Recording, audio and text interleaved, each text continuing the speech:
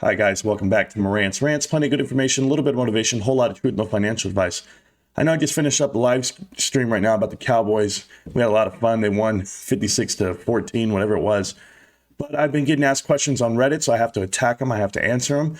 And I'm going to go ahead and follow through really quick. First thing is this. Reset the clock. I know I made a video about how the volume's going to come back to the stock and how I feel about GameStop. But let's look at this really quick. I'm just going to run it down so you guys understand what the hell's going on, so it all makes sense to everybody. I've shown it on the live stream before. I'm going to show it here in this video. How to reset the clock on a stock. If you guys go through the closeout requirements, you guys can read all this all you want. It's here in this SEC filing, but I'll show it to you plain as day. We're going to go down here. We're just going to keep scrolling down. Who cares? We'll find it right now. I'm not in a rush to get there, guys. There it is. The second transaction to reset the clock. I think I have to go to the first one. I think it's up here, if I'm not mistaken. I want to make sure. No, I'm good. So it was here. Reset the clock, and let's read it really quick. And I'll do it from here. Trader A might next enter a trade that agrees to that gives the appearance of satisfying the broker's deal closeout requirement. But in reality, instead of, delivering the share, the FTD, a trader A to maintain a short position without ever delivering on the short sell. Most often, this is done through the use of buy right trade, but may also be done as a married put and may incorporate the use of, and it's going to be flex trading, right? So short-term flex options. So that's what can happen. And it says married put there, guys. And I want you guys to understand, you guys can read this whole thing.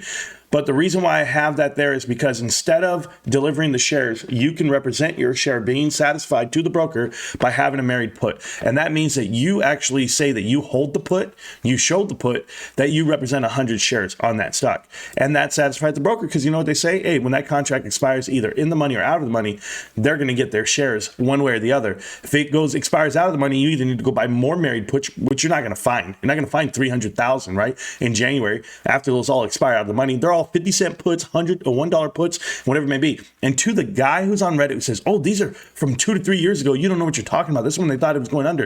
It's not true either. And let me do it to you this way. You know what? I'll entertain that thought really quick. But let's look at this. Let's look at AMC, the one everybody wants to protect and defend. 500 million shares is the float.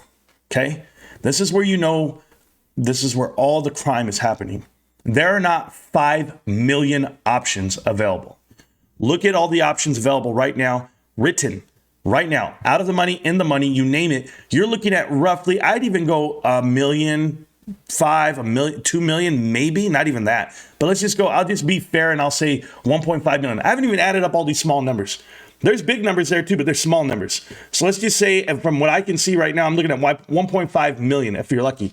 That's 150 million shares represented on options. That's not a big deal on 500 million float. I guarantee it.